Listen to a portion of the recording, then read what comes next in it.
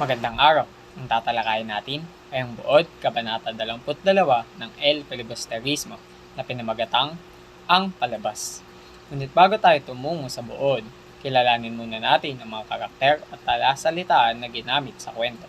Mga karakter, una, Padre Irene, pinag-espiya ni Padre Salvi sa palabas. Pangalawa, Makaraig, naghatid ng balita ukol sa akademya sa mga estudyante. Pangatlo, Juanito Palaez, dumalo sa kasama sila Paulita at Doña Victorina. Pangapat, Don Custodio, pinilit ni Pepay na dumalo sa palabas. Panglima, mga dumalo sa dulaan. Isagani, Tadeo, Sandoval, Paulita Gomez at Doña Victorina. Pang-anim, ang kapitan. Pampito, Ginoo, ang ayaw umalis sa upuan ni Don Primotibo.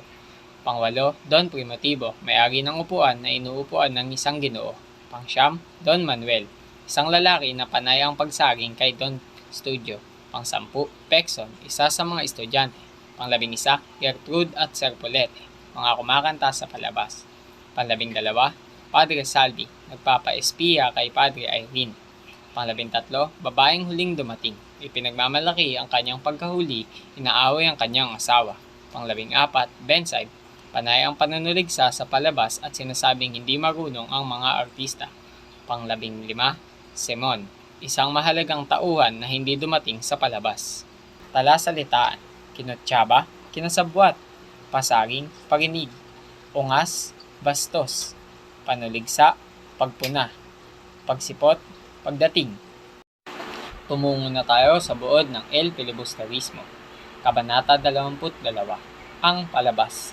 Sa kabila ng pagkakaantala ng palabas, puno ng tawang dulaan habang hinihintay ang Kapitan General. Sa palko na may pulang kortina ay may naguupuan ang Kapitan General. Ngunit may isang Ginoo na ayaw tumindig mula sa upuan ni Don Primotibo. Nagdudulot ito ng kaguluhan at kasiyahan sa mga taong naiinip. Dumating na ang Kapitan General at sinasabing may dalawang dahilan kung bakit siya manonood. Hinahamon ng mga simbahan at may pagnanasa na makita ang pagtatanghal. Samantala, naroon din si Pepay na katapat ng palko ng mga estudyante.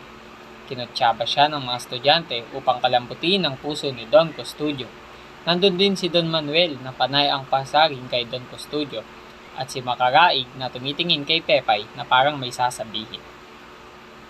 Ang mga estudyante, si Pepay at si Pexon, ay masaya, ngunit si Isagani ay hindi dahil nakita niya si Paulita na kasama ni Palaez. Umawit sina Gertrude at Serpolete at maraming pumalakpak sa kabilang na si Padre Irene na pinag-espiya ni Padre Salvi. Namukha ni Serpolete si Padre Irene, sa kabila pala niya noong nasa Europa.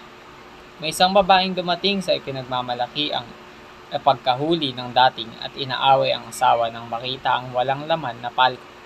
Sinutsutan siya ng mga tao at tinawag niya silang ungas. Si Benside ay panay ang panunuligsa sa palabas at sinabi na ang mga nagsiganap ay hindi artista at di marunong umawit. Ang mga kalalakihan sa palabas ay nagpapakita ng pagnanais sa kababaihan. Ngunit nalungkot sila dahil itinanghal ang kankan. Napag-usapan ang di napagsipot si Simon at ang kagandahan at kapangitan ng wikang Pranses.